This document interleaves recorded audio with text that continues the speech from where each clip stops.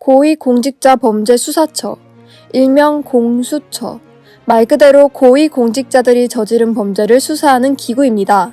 대통령은 물론이고 국회의원, 판사, 검사, 검찰총장 등 다양한 고위공직자들과 그들의 가족, 그리고 고위공직자였던 사람들까지 대상으로 한 그들의 범죄를 수사하는 기구죠. 바로 검찰개혁의 첫걸음입니다.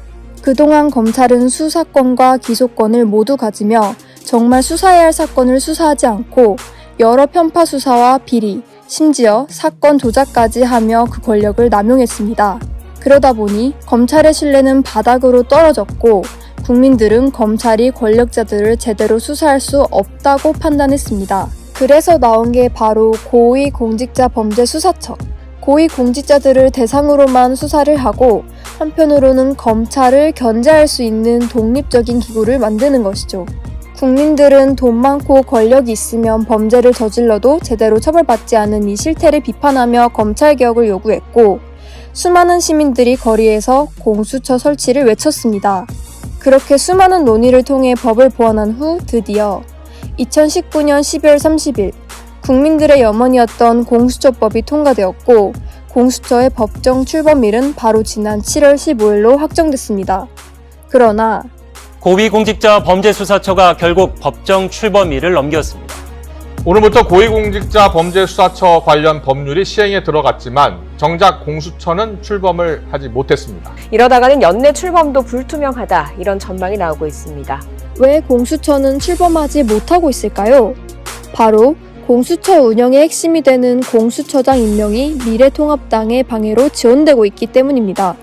공수처장을 뽑기 위해서는 우선 공수처장 후보 추천위원회를 구성해야 하는데 이 추천위원회는 법무부 장관, 법원행정처장, 대한변협회장이 3명을 추천하고 여당이 2명, 야당 교섭단체가 2명을 추천할 수 있습니다.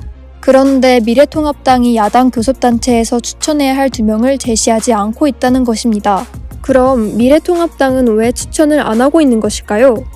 그 이유는 바로 미래통합당이 공수처법은 위헌이라며 헌법소원을 냈고 그 위헌 심판 결과가 나올 때까지는 아무것도 하지 않겠다는 입장이기 때문입니다. 미래통합당이 공수처가 위헌이라고 주장하는 이유는 크게 2가지입니다. 하나는 공수처가 입법부, 행정부, 사법부 어디에도 속하지 않는 것은 삼권 분립 원칙에 반하는 것이고 또 하나는 고위공직자만을 특정해서 수사하는 기관은 평등권에 위배된다는 것입니다. 이에 박주민 더불어민주당 최고위원은 삼권 분립 위배와 평등권 침해 논란에 대해서 공수처의 경우는 입법으로 기구를 설치하는 것이고 구성 과정에서 입법, 사법, 행정 권력이 모두 관여해 삼권 분립 원칙이 전혀 훼손되지 않는다고 설명했습니다. 또한 특정 사건, 특정인 대상의 특검이 수차례 시행됐을 때도 좁은 범위의 수사 담당 기구가 있었기에 평등권 침해도 받아들이기 어렵다라고 말하며 미래통합당의 주장은 합리적이지 않다고 대응했습니다. 또한 미래통합당의 위헌 심판 결과가 나올 때까지 기다리는 행위 자체에 대한 국민들의 비판도 있습니다. 비판의 이유는 바로 미래통합당의 지체 행위는 민의를 배반하고 책임을 회피하는 행위라는 것입니다.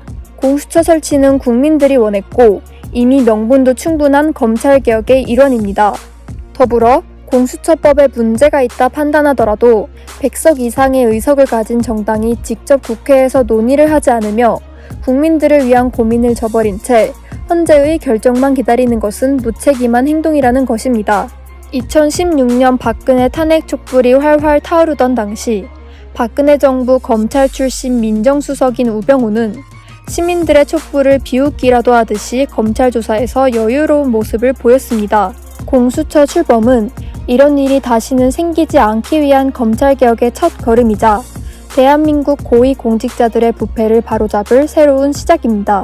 하지만 현재 미래통합당의 반대로 그 시작이 늦어지고 있습니다.